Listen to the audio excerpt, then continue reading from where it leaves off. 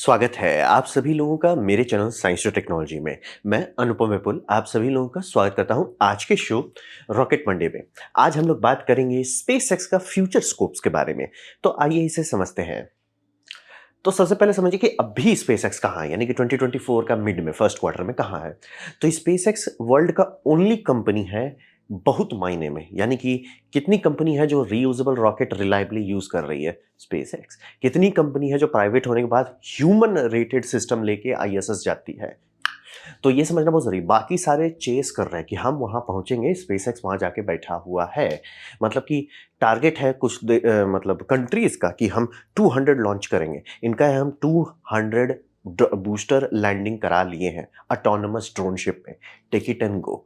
मतलब कि उनका स्कोप जो गैप है, मतलब कि सेकंड बेस्ट और इनके बीच का जो गैप है वो एक्सपोनेंशियल है। मतलब थोड़ा सा आगे नहीं है ये, मतलब बाकी सबसे एक्सपोनेंशियली आगे चल रहे हैं। मतलब कि दूसरा लोग 2G फोन में कूद रहे हैं, ये 5G में कूद रहे हैं। बहुत बड़ा गैप है इनके और किसी भी सेकंड बेस्ट किसी भी देश का, यूएसए हो चाइना हो कहीं पे भी बहुत ज़्यादा ये आगे चल रहे हैं। तो ये समझना बहुत ज़रूरी है। और इनका केडेंस केडेंस इतना खतरनाक हो चुका है कि 2023 में एक लॉन्च पर हफ्ते ये क्रॉस कर गए, यानी कि साल में 52 लॉन्चेस से आगे चल रहे हैं ये। और जिस स्पीड पर करंटली ये चल रहे हैं, अच्छा चांसेस है और काफ़ी लोग कह रहे हैं कि ऑलमोस्ट हो सकता है कि ये 3 लॉन्च का टारगेट टच कर जाए 2024 में। मैं ऑब्वियसली 2024 खत्म होने के बाद ही हम लोग इसको जज कर सकते हैं, बट चांसेस है कि वो पहुंच सकते हैं ऑलमोस्ट। तो समझना बहुत जरूरी है इनका स्पीड, वेलोसिटी, प्रोग्रेस, कैपेबिलिटीज अलग लेवल पे है। मतलब कि पूरी दुनिया एक साइड, स्पेसएक्स अकेले, स्पेसएक्स सबको धो धा के हटा देगा, रिन सुप्रीम से हटा देगा। तो समझना, वो बोल रहे ड्रैगन ह्यूमन रेटेड सिस्टम है, बाकी सब हम स्पेस पे टूरिस्ट को ले जाएंगे। सर हम ऑर्बिटल मिशन कर रहे हैं, take it and go sir, हो गया, टेक इट एंड गो, हमारे लिए नई बात नहीं है। तो समझना बहुत जरूरी है, बहुत आगे चल। बाकी सब कि हम ये करें, सर हमारा फेयरिंग ऐसे करके री एंट्री करता है, टेक इट एंड गो। तो ये समझना बहुत जरूरी है, ये अलग लेवल पे है।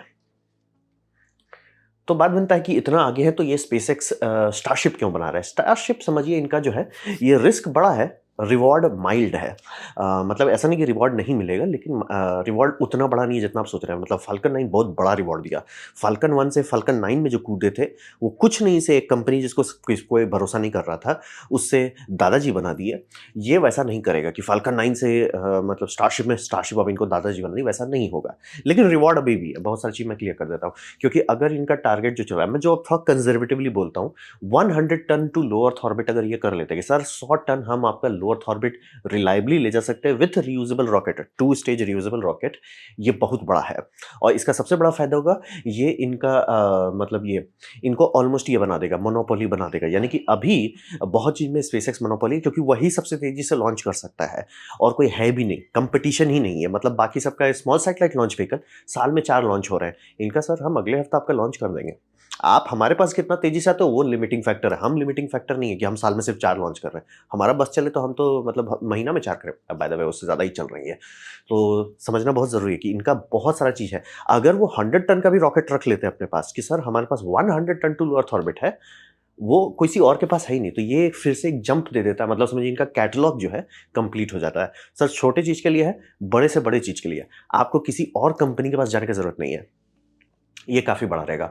और सबसे बड़ा इंपॉर्टेंस उसका क्या है? उसका इंपॉर्टेंस है स्टारलिंक। मैं बार-बार कहता हूँ कि ये स्टारशिप जो है ज़रूरत से ज़्यादा बड़ा है। यानी कि इसका उतना लॉन्च नहीं होगा। आप लोग ये डायरेक्ट देख सकते हैं, फाल्कन 9 का कितना लॉन्च हो रहा है और फाल्कन हेवी का कितना हो रहा है। फाल्कन हेवी कुछ लॉन्च होता है और ये भी वही होगा, ये उससे भी कम होगा बाय द वे। तो ये समझना बहुत ज़रूरी है। बस कह देना कि आप बना देते हो 100 में, सब उतना ज़रूरत नहीं है टेक्निकली। और आप सोचे ना, अच्छा तो फ्यूचर में हम लोग 1000 ton to low earth orbit नहीं करेंगे। नहीं, एक्चुअली अगर आपको कभी उतना ज़रूरत पड़े कि 1000 टन या 5000 टन या 10,000 टन का ज़रूरत पड़े, तो लोग सीधे बोलेंगे माइन कर लो यार, मून पे सस्ता है। वो एक समझिए एक स्कोप के बाद वो हो जाता है कि उतना लॉजिकल नहीं है, केमिकल एनर्जी पे उतना हुलूलू करना लॉजिकल नहीं है। तो इसीलिए ये काफ़ी बड़ा रॉकेट है और होपफुली इससे बहुत ज़्यादा बड़ा बनने की ज़रूरत नहीं पड़े, ताकि इंसानियत मतलब एक्चुअली मून पे अच्छा सेटल हो जाए और फिर वहीं से मून से हॉपिंग करना शुरू कर दे। तो ये समझना बहुत ज़रूरी है कि 100 ton to low earth orbit बहुत बड़ा है, बहुत बड़ा माइलस्टोन दे देगा इनको। और स्टारलिंक बिना इसके नहीं चल सकता। स्टारलिंक अभी जो है यहाँ पे जो क्लेम भी कर रहे हैं कि हमारा मतलब कैश पॉजिटिव हो गया, ये समझना ज़रूरी है। कंपनी जब इस तरह का बहुत बड़ा क्लेम कर देती है, जनरली लोग जो जानते हैं उनको पता है, जो नहीं जानते उनको लगता है कि इनका सारा डेट पूरा हो गया। नहीं, इसका मतलब हो कि इस साल का जितना उन्होंने खर्च किया था उससे ज़्यादा पैसा आया है। डेट पूरा नहीं हुआ, डेट पूरा होने में बहुत टाइम लगता है। ऐसा वो कुछ साल तक चलेंगे और ग्रोथ दिखाएंगे, क्योंकि वो डेट जो लिया उसमें ये इंटरेस्ट चढ़ रहा है ना, तभी तो कोई कंपनी देती है। वो काफ़ी मुश्किल है पे ऑफ करना, इसीलिए बहुत बड़ी बड़ी कंपनी कई साल तक नेगेटिव में चलती है। टेस्ला का ही देख लीजिए, टेस्ला ऐसा नहीं था कि वो चलना शुरू हुआ, उसका स्टॉक वैल्यू बहुत स्पीड से बढ़ता रहा, इसीलिए वो पे ऑफ कर सके। तो स्टारलिंक में वैसा होगा ज़रूरी नहीं है। तो ये समझना बहुत ज़रूरी है कि उनका अब रिकवरी हो रहा है, उसका सीधा ये मतलब कि उस ईयर का यानी 2023 का जितना एक्सपेंडिचर हुआ उससे ज़्यादा उनके पास मनी आ गया। इसका ये मतलब नहीं कि उनका जितना डेट उठाए हैं उसके लिए वो कंप्लीट हो चुका है। तो अभी भी मतलब समझिए उनको टाइम है और इसीलिए जी जान लगा के ये लोग मेहनत कर रहे हैं। स्टारशिप होगा तो ही स्टारलिंक सक्सेसफुल कर सकते हैं। स्टारलिंक का पूरा आर्किटेक्चर इस तरह के रॉकेट के भरोसे है। ये छोटा-छोटा रॉकेट से नहीं लॉन्च करके चला पाएँगे, लुट जाएँगे और वही वही दिक्कत हो रहा है, इसीलिए वो तो रेड पे है, नहीं तो रेड पे रहते ही नहीं। तो ये इनको चाहिए, तो थैंकफुली इनके पास ये हो गया, सर हम एक बहुत बड़ा रॉकेट बना रहे हैं, उस रॉकेट के लिए मिशन भी हमारे पास रेडी है। बहुत अच्छी बात है। अब यहाँ पे समझना ज़रूरी है कि मोनोपोली जो इनको मिल जाएगा बिगेस्ट की, कोई और देश के पास आप जा ही नहीं सकते। सर हमको 60 टन चाहिए, ऑलमोस्ट कोई मुँह खोल के आपको नहीं एक्सेप्ट कर सकता। आप बोलिए 70 टन, बोलिए 80 टन, 100 टन, सर क्षमा कीजिए इसका तो हम ट्राई भी नहीं करेंगे। तो ये समझना बहुत ज़रूरी है, ये बहुत बड़ा इनको कैटलॉग बेनिफिट देता है। हमारे पास सब ऑप्शन है और जब ये इतना बड़ा करते हैं तो एक फ़ायदा होता है कि कंपनीज़ लोग एक्सपैंड कर सकती है। जैसे कि अभी 2 कंपनी क्लेम कर रही है कि वो स्टारशिप के हिसाब से नया स्पेस मॉड्यूल बनाएँगे जो उतना बड़ा वॉल्यूम का, उतना बड़ा पेलोड कैपेसिटी का फ़ायदा उठाए। अभी तक तुम उसका फ़ायदा ही नहीं उठा रहे थे। तो मतलब अच्छा ये चीज़ है ना भाई, अभी भी वही समझिए, फाल्कन 9 जितना लॉन्च होता है, स्टारलिंक को छोड़ के मेजॉरिटी में वो फुल टनेज नहीं यूज़ करता, ज़रूरत नहीं पड़ती है। तो ये एकदम इसके साथ भी वही होगा, स्टारशिप के साथ भी, कि आपने मान लीजिए बना तो दिया उसको, लेकिन सर उसमें कितनी बार हमें 100 ton to earth orbit launch करना है। ये आपका आईएसएस जो दुनिया का सबसे बड़ा स्पेस स्टेशन है, वो सिर्फ 600 टन के आसपास माना जाता है। मतलब क्योंकि चेंज होता है ना, उसमें चीज़ डॉक होते हैं, हटता है, तो 400 से 600 टन है, 4-5 लॉन्च में ये कर लेगा। उसको स्पेस शटल को बहुत लॉन्च लगा था उसको करने में और रशियन लॉन्चेस भी बहुत लगे थे। तो ये तो 2 ही दिन मिशन में बोले चलो हो गया sir, take it and go. तो ये बहुत बड़ा बात है और इसमें इनके पास 2 चीज़ इनको सॉल्व करना है। सबसे पहला पेलोड डोर, आप इसीलिए देखिए मैं बोल रहा हूँ स्टारलिंक कितना इंपॉर्टेंट, दरवाज़ा किस चीज़ का था? स्टारलिंक के लिए थे, बाकी चीज़ पे वो ट्राई भी नहीं कर रहे हैं। और दूसरा है थर्ड स्टेज, अगर वो पेलोड डोर अच्छा बना पाते हैं और थर्ड स्टेज डाल पाते हैं, तब ये डीप स्पेस मिशन और मतलब हाई वेलोसिटी मिशन का है, क्योंकि ये रॉकेट का आर्किटेक्चर रियूजेबल पे ज़्यादा फोकस कर रहा है, तो लो अर्थ ऑर्बिट पे लॉक हो गया है, ठीक है। लो अर्थ ऑर्बिट पे अगर आप जा रहे हैं और 100 टन का आपके पास कैपेसिटी है, 100 टन में लोग आप सब चीज़ बना सकते हैं। थर्ड स्टेज जो कि आपको लो अर्थ ऑर्बिट वेलोसिटी से लेके डीप स्पेस मिशन का वेलोसिटी दे सके, आराम से 50 टन के अंदर रह सकता है। उसके बाद भी आपके पास 50 टन बचा रहेगा पेलोड के लिए। आप ऐसा भी कर सकते हैं, जैसे हम लोग प्लूटो जाने के लिए बहुत हल्का सा प्रोब बहुत भारा रॉकेट से भेजे, यहाँ उल्टा कर सकते हैं। बहुत बड़ा प्रोब और बहुत बड़ा रॉकेट के साथ भेज सकते हैं और उसका टाइम भी जल्दी होगा, जल्दी पहुंच जाएगा। या थोड़ा एक्सट्रीम कर दीजिए उसको, न्यूक्लियर आयन प्रोपल्शन लगा दीजिए जो कि बहुत बड़ा है और उसको एक बड़ा बूस्टर से और प्रतिष्ठा क्रोम ट्रेजेक्टरी में जाके वो बहुत स्पीड से, मतलब प्लूटो 10 साल लगा पहुंचने में, उसकी जगह पे मे बी उसको 4.5 साल में कर ले। तो इसे समझना बहुत जरूरी है। थर्ड स्टेज लेकिन उसके लिए चाहिए, बिना थर्ड स्टेज के नहीं होगा। तो स्टारशिप में ये इनको 2 चीज़ सॉल्व करना है पंख फैलाने के लिए। पहला, पेलोड डोर अच्छे से बनाएं। सैटेलाइट के लिए आप बना लो ठीक है, लेकिन सर पेलोड डोर, ताकि दूसरे लोग आपको अच्छे सपोर्ट कर सकें। और थर्ड स्टेज जो उस पेलोड आर्किटेक्चर में फिट हो सके। तो ये सब इनको सॉल्व करना है, तभी इनका पंख ढंग से निकलेगा। लेकिन मैं क्लियर कर दूं, जितना बड़ा जंप फाल्कन 1 से फाल्कन 9 था, फाल्कन 9 से स्टारशिप उतना बड़ा नहीं होगा, क्योंकि वो थोड़ा जरूरत से ज़्यादा बड़ा हो गया है। तो अब बात करते हैं लिमिटिंग क्या है इनका, मतलब इनको कहाँ पे पंख फैलाना पड़ेगा जहाँ पे इनको दिक्कत हो रहा है। सबसे बड़ा ये है कि इनका जो बोकोची का साइट है, वो साइट पे बिजली उतना मुझे नहीं लग रहा है जितना है। अभी रिसेंटली कुछ साल के अंदर में 1 साल ही हुआ है शायद, जहाँ पे वो 33 केवी का लाइन बिछवाए हैं, high voltage high transmission line. तो वो एक्चुअली काफ़ी नहीं है, साइट बहुत बिजली खाता है। तो इनका सबसे बड़ा अभी लिमिटेशन है ऑन साइट एयर डिस्टिलेशन, अभी तक नहीं लगा है जब मैं वीडियो बना रहा हूँ। होपफुली जब आप फ्यूचर में देख रहे हो लग गया हो, but on site air distillation इनके लिए कंपलसरी। क्यों? क्या खाते हैं ये सबसे ज़्यादा? मीथेन, ऑक्सीजन और नाइट्रोजन। आप कहीं से भी नाइट्रोजन खरीद रहे हो, कहीं से भी ऑक्सीजन खरीद रहे हो, वो कहाँ से ला के दे रहा है आपको? पानी से तो माइन थोड़ी करते हैं आप, वो आप एयर डिस्टिलेशन से कर रहे हो। अगर ये ऑन साइट करते हैं तो मतलब समझिए जो कंपनी ने वो मशीन लिया है, वो मशीन का वो खर्चा दे दिया है, प्लस उसको जितना चलाने का स्टाफिंग कॉस्ट प्लस ट्रांसपोर्टेशन का प्लस उसका प्रॉफिट, उतना सारा आप पेमेंट कर रहे हो। तो मतलब आप खुद का बना लोगे, आपको ज़्यादा सारा, और आप इतने बड़े कस्टमर हो कि आपके लिए सेंस बनता है। तो ये उनको करना पड़ेगा। कर क्यों नहीं करे, मैं वही बोला कि इनका पावर बहुत कमज़ोर था। पहले तो इतना कम था इनका पावर कि वो सोलर पे चलाने की कोशिश करे, फिर बहुत ज़्यादा एनर्जी चाहिए। धीरे फिर वहाँ पे गैस वेल लगाने की कोशिश किया, उसमें गैस उतना नहीं निकल रहा था। तो फिर हुआ कि भैया शांति से हाई वोल्टेज ट्रांसमिशन लाइन बिछाओ। तो वो इनका लिमिटिंग फैक्टर है कि मतलब एयर डिस्टिलेशन के लिए बहुत एनर्जी चाहिए। लेकिन अगर वो करते हैं, क्योंकि समझिए उतना जितना एनर्जी का पैसा लगेगा वो ऑब्वियसली आप दे रहे हैं उसको, जिससे भी आप खरीद रहे हो, और उससे बहुत गुना ज़्यादा दे रहे हैं, क्योंकि कोई भी कंपनी आपको बेचेगी नहीं अगर उसको प्रॉफिट नहीं होगा। तो लिक्विड ऑक्सीजन और नाइट्रोजन ऑन साइट का समस्या सॉल्व, और ये है कि हम 2 टावर रखेंगे, केडेंस रखेंगे, हफ्ता में लॉन्च करेंगे। उतने के लिए जितना इनको ऑक्सीजन चाहिए वो तो बाहर से ट्रक में लाने में रोड में गड्ढा बन जाएगा, रोड में क्रेटर बन जाएगा अगर रोड में ट्रक्स आने जाने लगा। जो कि देखिए कभी भी रिफिलिंग होता है कैसे, बाकी सब लोग जान जाते हैं कि अब होने वाला है, ट्रक्स आना शुरू हो जाते हैं। ट्रक भर भर के, ट्रक भर भर के, ट्रक भर भर के। तो ये इनको चाहिए, ऑन साइट एयर डिस्टिलेशन चाहिए, तभी जाके ये लॉन्ग टर्म सस्टेन कर पाएंगे, क्योंकि बिजली इन कंपैरिजन सस्ता पड़ेगा। और वो जितना, क्योंकि बोल रहे जो भी आपको बेच रहा है वो उस सब का पैसा ले ही रहा है आपसे, वो तभी बेच रहा है, नहीं तो नहीं ले बेचता आपको। दूसरा हो गया ऑन साइट थर्मल डिसैलिनेशन। रहा बात की रिवर्स ऑस्मोसिस करने को कहा जाता है, मतलब सबसे कम एनर्जी में सबसे ज़्यादा प्योर वाटर देता है। प्रॉब्लम ये है कि वो आपके पास ये नहीं, मतलब सिर्फ आप उसी के लिए एनर्जी खर्च करो तो वो सेंस बनता है। लेकिन यहाँ पे इस साइट में बेनिफिट है कि बहुत इंडस्ट्रियल मशीन्स चल रहे हैं, बहुत ज़्यादा गर्म है। यहाँ पे कभी देखिए कितना एसी लगा हुआ है, गूगल मैप में आपको दिखेगा, या जो लोग फ्लाई बाय करते हैं बहुत एसी लगा हुआ है। और अगर आप एयर डिस्टिलेशन करते हैं वो भी बहुत वेस्ट हीट निकालता है। इतना अगर आपके पास वेस्ट हीट है तो आप डायरेक्ट डिसैलिनेशन प्लांट चला सकते हैं जो थर्मल एनर्जी का इस्तेमाल करे। मतलब वो समझिए एयर प्लांट वाले वो तो एक्चुअली 150 डिग्री सेल्सियस से ज़्यादा हॉट रहता है, डायरेक्ट बॉइलिंग आपको मिल जाएगी।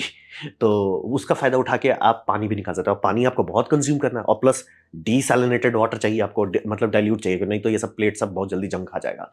तो ये 2 चीज़ करके ये बहुत अच्छे से अपना पंख फैला सकते हैं। मतलब साइट का लिमिट जो है कि सर हम तो रॉकेट लाइन लॉन्च करने को तैयार है। एफएए मान लीजिए अप्रूवल भी कर दिया, अभी एक दूसरा समस्या है, एफएए इनका उतना फुल स्पीड पे नहीं है, लेकिन उस पे बड़े लोग काम कर रहे हैं। उसपे Elon Musk, Jeff Bezos, virgin galactic, ये लोग काम कर रहे हैं उसपे। मतलब काफ़ी कंपनीज साथ में आके यूएस गवर्नमेंट के साथ एफएए के पीछे पड़ गए हैं कि कांग्रेस एफएए का बजट बढ़ाइए, एफएए को स्ट्रीमलाइन करिए। आप बोल देते हो कि हमको चाइना को बीट करना है, फिर आप हमारा पंख काट देते हो, ऐसे काम नहीं चलेगा। आप बोल दो तो हम चाइना से जूता खा लें, वो तो एक्सेप्ट नहीं होगा ना, कांग्रेस कभी वो एक्सेप्ट नहीं करेगा। तो होता है कि भैया नहीं, ठीक है ठीक है ठीक है ठीक है ठीक है, आपको जितना चाहिए हम कर देते हैं, स्ट्रीमलाइन करो, प्रोसेस स्ट्रीमलाइन करो। तो मतलब बेसिकली प्रोसेस स्ट्रीमलाइन का मतलब कि ये जब बूम हो जाए, इंसान इस पे नहीं है, आपको उतना इंटरफियर नहीं करना है। जो भी कंपनी है वो उसका खुद का बेस्ट इंटरेस्ट में कि रॉकेट बूम ना हो, वो ट्रांसपेरेंटली काम करना चाहते हैं, वो शेयर करना चाहते हैं। आप बस अड़ंगा मत बनाइए, फटाफट कीजिए, स्पीड पे फोकस कीजिए अगर आप बीट करना चाहते हैं चाइना को। तो ऐसे मतलब ये पॉलिटिक्स का गेम हो रहा है, तो उस पर भी काम चल रहा है। और अगर ये ऑन साइट का 2 लिमिटेशन सॉल्व कर देते हैं, एयर डिस्टिलेशन डाल देते हैं, लिक्विड ऑक्सीजन का सॉल्व हो जाएगा, और जितना चीज़ के लिए नाइट्रोजन, जो क्रायो टेस्टिंग के लिए नाइट्रोजन यूज़ करते हैं, वो सारा उनको ऑन साइट मिलने लगेगा। उससे जितना वेस्ट हीट निकलता है प्लस और इंडस्ट्रियल वेस्ट हीट जो है इनके पास, उसको अगर डिसैलिनेशन में करते हैं तो पानी का जो यहाँ रिक्वायरमेंट है वो भी सॉल्व हो जाएगा। और एफएए अगर स्मूथ करते हैं तो ये सब इनका थोड़ा लिमिट है, मतलब ये सबको इनको पुश करना है, इसीलिए फ्री का नहीं उड़ सकते हैं। नहीं तो सर 600 ट्रक आ रहा है, बाय द वे उतना 100-150 ट्रक का तो ये लोग काउंट किए हुए हैं, उतना लग जाता है ऑक्सीजन ले जाने में, मीथेन ले जाने में। तो ये इनका थोड़ा लिमिट है, वो साइट का लिमिट है, फिजिकल लिमिट। अब बात करते हैं फाल्कन 9 का सक्सेसर बनाना पड़ेगा, क्योंकि फाल्कन 9 बहुत अच्छा था। अगर वो फाल्कन 9 के भरोसे बैठ गए, जेफ बेजोस आके इनकी ले लेगा, तो फाल्कन 9 से आगे कैसे बढ़ना है? तो आपको ये समझिए फाल्कन 9 बहुत बढ़िया था, लेकिन अब अपना उम्र दिखा रहा है कि सर ये दादाजी हो गया, बूढ़ा हो गया है। तो ये समझिए कि ऐसा क्यों है, ये क्यों डिज़ाइन पूरा ना क्यों हो गया? बात ये समझिए स्पेसएक्स गरीब था जब ये बनाया था। बोले गरीब होने से रॉकेट क्या था? वो गरीब थे, वो एक ही जगह पे बहुत बड़ा मेगा फैक्ट्री नहीं बना सकते थे, इसीलिए वो रोड से ट्रांसपोर्ट करने का सब चीज़ बनाए। तो साइड इफेक्ट था कि रोड पे आप देख सकते हैं सिंबल्स होते हैं, क्लियरेंस होता है, फ्लाईओवर होता है, मतलब सारा एक बैंडविड्थ है, मतलब एक समझिए एक बॉक्स है, उसके अंदर ही आप सामान बना सकते हो, तभी वो रोड से आया जा सकता है। तो इन्होंने बहुत ज़्यादा पतला बनाया। फाल्कन 9 आप किसी भी और रॉकेट के डिज़ाइन से देखिए बहुत ज़्यादा पतला है। ये इतना पतला इसलिए बनाया ताकि समझ रहे हो रोड पे आप ट्रांसपोर्ट कर सकें। और इनके पास वो ऐसा बजट नहीं था नासा के लिए कि या तो डेडिकेटेड रोड बनाओ या अलग-अलग करो, खर्चा उसमें बहुत आता। तो ये गरीबी का असर था। ये इतना पतला कोई इंजीनियर इसे नहीं डिज़ाइन करेगा। ये इकोनॉमिक्स के कारण ये इसका डिज़ाइन है कि सर हम गरीब हैं, हम नहीं अफोर्ड कर सकते डेडिकेटेड लार्ज साइट। स्टारशिप पे कर पा रहे हैं, क्यों? क्योंकि ऑन साइट है वो, कहीं ट्रांसपोर्ट नहीं करना है। तो ये समस्या सबसे बड़ा इसका कमज़ोरी है इसका डिज़ाइन का कि ये पतला है। तो इस समस्या को त्यागा जाए कि अब हम अमीर है, अब हम ऑन साइट कर सकते हैं। ऑन साइट पे बड़ा डायमीटर, कितना बड़ा वो उनका कैलकुलेशन पे डिपेंड करेगा, कितना ton to low earth orbit पे टारगेट करते हैं। जितना वो डायमीटर वो बढ़ाएंगे, इफिशिएंसी बढ़ जाएगा। इसीलिए देखिए न्यूट्रॉन रॉकेट जो डिजाइन कर रहे हैं वो शुरू से न्यूट्रॉन बहुत मोटा है, इससे ज्यादा मोटा है। क्यों पता है? मोटा रॉकेट इक्वल बढ़िया रॉकेट, पतला रॉकेट इक्वल ढिंक चिका रॉकेट। तो बोले ये इतना हो गया। वही बात है, अगर यही डिजाइन आप सेम चीज लीजिए, बस इसको मोटा कर दीजिए, इसी को धो देगा, ये कम दाम में धो देगा। रॉकेट का वो मतलब सिंपल होता है। आप डायमीटर अगर आप डायमीटर किसी रॉकेट का बढ़ाते हैं, उसमें कितना वॉल्यूम बढ़ता है वर्सेस हाइट बढ़ाते हैं, उससे कितना वॉल्यूम बढ़ता है। डायमीटर बहुत ज़्यादा असर दे देता है, बम बम कर देता है। तो डायमीटर आप हमेशा बड़ा रखना चाहोगे। और ये दूसरा दिक्कत इनका सबसे बड़ा क्या कंप्लेन आता है कि सर आपका फेयरिंग छोटा है, बड़ा नहीं कर सकते थे, डायमीटर छोटा है। तो वो डायमीटर बड़ा कीजिए, फेयरिंग वेयरिंग वाला समस्या सॉल्व हो जाएगा। मतलब सांस ले पाएगा रॉकेट कि अब हम गरीब नहीं, अब हम अमीर हैं, वो कर सकते हैं। फिर इंजन तो थैंकफुली इनके पास रैप्टर आ गया है, मर्लिन को छोड़ सकते हैं। रैप्टर छोड़ने से क्या फायदा होगा? सबसे बड़ा फायदा होगा टी टैब का जरूरत नहीं आएगा, यानी कि इसमें थर्ड प्रोपेलेंट लगता है, इग्नाइशन फ्लूइड जो लगता है जो इंजन को स्टार्ट करता है, वो समस्या स्वाहा हो जाएगा। मतलब उनको वो टेंशन नहीं। कई बार रॉकेट इनका फेल हुआ है सिर्फ इसलिए कि टी टैब खत्म हो गया, इंजन रिलाइट फेल हो गया, उसकी जगह पे रैप्टर इलेक्ट्रिकली इग्नाइट होता है, तो वो कम समस्या करता है। दूसरा, उसका पावर भी ज़्यादा है, थ्रस्ट ऊम्फ बहुत है, इफिशिएंसी भी ज़्यादा है, तो ऑब्वियसली वो मार्क 2 प्रोडक्ट है, तो बहुत इफिशिएंट है। और इलेक्ट्रॉनिक एक्चुएटर्स लगाया जाएगा अब सारे रॉकेटरीज में। जो नए डिज़ाइन है, आदम जमाने का नहीं, 1985 का नहीं, इसरो का नहीं, जो भी मॉडर्न रॉकेट्स है जो कि यानी अराउंड 2000 के बाद बनाया जा रहा है, वो सब में ये इस तरह के सिस्टम्स जा रहे हैं जिसमें हाइड्रोलिक्स की जगह पे इलेक्ट्रॉनिक्स एक्चुएटर का इस्तेमाल कर रहे हैं। ये ज़्यादा रिलायबल होता है, ज़्यादा फाइन ट्यून करता है। और बोलेंगे वायरिंग लगता होगा, बैटरी लगता है, ऐसे भी लगता है। यही लोगों को समझ में आया, सर हमको बैटरी देना ही है, हमको वायरिंग करना ही है, हजार चीज करना है, थोड़ा सा वही सबको बढ़ा दें और हाइड्रोलिक्स का हुला लला हटा दें, this is would be better. और थैंकफुली इसमें यहाँ फायदा है कि सिर्फ 8-10 मिनट तक इसको संभालना होता है, बैटरी उतना देर संभाल लेता है, तो वो करने लगे। और वही देखिए सबसे बड़ा अंतर था फ्लाइट 3 और फ्लाइट 2 में इलेक्ट्रॉनिक कर दिए, आग लगने का समस्या कम हो जाता है, मैन्युफैक्चरिंग आसान हो जाता है, बहुत चीज एक्सपोनेंशियली आसान होता है मॉडर्न डिजाइन में। 1970 में चल रहे हो या इसरो का SCE 200 पे चल रहे हो तो बात अलग है, उसमें आप हाइड्रोलिक्स पे हुलू करते रहोगे। लेकिन आपको अगर मॉडर्न बनाना है, कॉस्ट इफेक्टिव बनाना है, शांति से इलेक्ट्रॉनिक डालिए, हाय तौबा मत कीजिए। तो ये सारा कोर डिजाइन इंप्रूवमेंट, मतलब यही लीजिए, फेंकिए इसको, नया कोर बनाइए। नया कोर में आपको क्या चाहिए? सबसे पहला, गरीब नहीं है अमीर है, बड़ा डायमीटर करो, ठीक है। दूसरा, इंजन मर्लिन हटाओ, रैप्टर लगाओ। उसके बाद एक्चुएटर्स हाइड्रोलिक्स को हटा के उसमें इलेक्ट्रॉनिक लगाओ। बाय द वे इसमें भी लगा ही सकते हैं इलेक्ट्रॉनिक एक्चुएटर, उससे रॉकेट को उतना फर्क नहीं पड़ता, वो बदल सकते हैं। बहुत सारे रॉकेट जो इन यूज है, अगर बहुत लंबे टाइम से उसमें हो चुका है कि पहले हाइड्रोलिक्स यूज होता था, बाद में उसको बदल दिया गया। हाँ, अब रहा बात की सेकंड स्टेज क्या रीयूज हो सकता है? नहीं, वो सबसे बड़ा प्रॉब्लम होगा इस डिज़ाइन में। मतलब इस तरह का स्मॉल स्केल में हमेशा यही दिक्कत आता है कि सेकंड स्टेज रीयूज करना मुश्किल होगा। उसको सस्ता बनाया जा सकता है मास प्रोडक्शन का बेनिफिट लेके। और थर्ड स्टेज, ये उनका दूसरा एक वीक पॉइंट है, आप कभी भी इस तरह का रॉकेट बनाओगे वो second low earth to orbit bomb रहेगा बिना थर्ड स्टेज के, जो इसी के लिए डायमीटर बड़ा होना चाहिए। थर्ड स्टेज का अगर आप जुगाड़ कर देते हो तो डीप स्पेस मिशन और जियो मिशन, अभी ये रॉकेट का सबसे बड़ा वीक पॉइंट है, जियो स्टेशनरी पे ये बम नहीं है, इसीलिए बहुत सारे और मिशन यूज़ किए जाते हैं। जैसे कि बहुत सारे और चीज़ के लिए इस रॉकेट को टच भी नहीं करेंगे। डीप स्पेस मिशन है, हाई वेलोसिटी मिशन हैं, बेसिकली जहाँ बहुत ज़्यादा डेल्टा चाहिए वो क्यों नहीं कर पाता, सेकेंड स्टेज बोल जाता है, उसके लिए थर्ड स्टेज चाहिए। थर्ड स्टेज इसको मतलब डे 1 से डिज़ाइन करा सर, हम थर्ड स्टेज भी बनाएंगे इसके लिए, तब जाके ये कर सकते हो। ये देखते हैं ना, ग्रीन इग्निशन फ्लेम, वो टी टैप से आता था, वो कचरा भी हट जाएगा। तो फाल्कन 9 का सक्सेसर बनाएंगे, जैसे ही स्टारशिप कंप्लीट होगा मैं श्योर हूँ कि वो फाल्कन 9 का ये करेंगे। तो स्टारशिप से क्यों नहीं कर सकते? बात है स्टारशिप बहुत प्रोपेलेंट खाता है। मान लीजिए आप रॉकेट एकदम ये कर देते हो कि 100 रीयूज हो सकता है, मान लीजिए, बहुत ज़्यादा मैं बता रहा हूँ, बट मान लीजिए वो कर देते हैं ऐसा, तुरंत तो नहीं होगा बट बहुत टाइम बाद कर। प्रोपेलेंट बहुत खाता है, प्रोपेलेंट फ्री नहीं है, बहुत खाता है। तो इसलिए छोटा रॉकेट मतलब सिर्फ इसलिए सर तेल में ही आप लूट जा रहे हैं, रॉकेट फ्री है सर, तेल में हम लोग लूट जा रहे हैं, तेल एज इन मीथेन। तो समझना पड़ता। और प्लस बात सही है कि आप ऑन साइट ये बना सकते हो, मतलब ये ऑक्सीजन बना सकते हो, लेकिन इसका ये मतलब नहीं कि फ्री आता है, उसका मतलब कि मेगावाट्स का बिजली खाता है वो, तो वो थोड़ा सा है। इसीलिए फाल्कन 9 का सक्सेसर बनाना लॉजिकल है कुछ चीज़ों के लिए। और छोटा रॉकेट को जल्दी ह्यूमन सर्टिफाई कर सकते हैं, और उसमें इमरजेंसी स्केप सिस्टम वो सब बहुत चीज़ डाला जा सकता है। अब बात करते हैं इकोनॉमिक्स का। तो यहाँ पे समझिए कि पैसा स्पेस में ग्रो नहीं करता है एक्चुअली। और रहा बात की कंपनी को इन्होंने पब्लिक नहीं किया है, जैसे कि टेस्ला पब्लिक स्टॉक है, ये पब्लिक नहीं है, ग्रे मार्केट में है, तो उससे फ़ायदा मिलता है स्टेबिलिटी की, ये हुआ कर सकते हैं। साइड इफेक्ट होता है कि कितना बड़ा पूल है वो लिमिटेड हो जाता है, यानी कि इनके पास ट्रिलियंस ऑफ डॉलर नहीं है। ग्रे मार्केट में पैसा होता है लेकिन इतना नहीं होता जितना आपका जैसे एप्पल में हो या एनवीडिया में हो या माइक्रोसॉफ्ट में हो। तभी कंपनीज घुसती है। अगर कंपनीज को उतना ही पैसा ग्रे में मिल जाता, ग्रे सब कंपनी तो ग्रे ही रखती ना, नहीं होता है उतना। गेस भले कर लेंगे लेकिन जनरली हमेशा ये कहा जाता है कि रियल लाइफ में आपको चाहिए तो पैसा आपको स्टॉक में ही आना पड़ेगा। मतलब ऐसा नहीं कि भूखे मरोगे। बहुत सारी जो डिफेंस कंपनी है वो नहीं आती, उनको स्टेबिलिटी चाहिए होता है, तो वो लोग कम पैसे में खुश रहते हैं, इसीलिए लॉकहीड मार्टिन आपको टॉप 100 में नहीं दिखता। तो वो थोड़ा-सा प्रोस एंड कॉन है, आपको स्टेबिलिटी मिल जाएगी लेकिन टका जो है वो थोड़ा कम मिलेगा।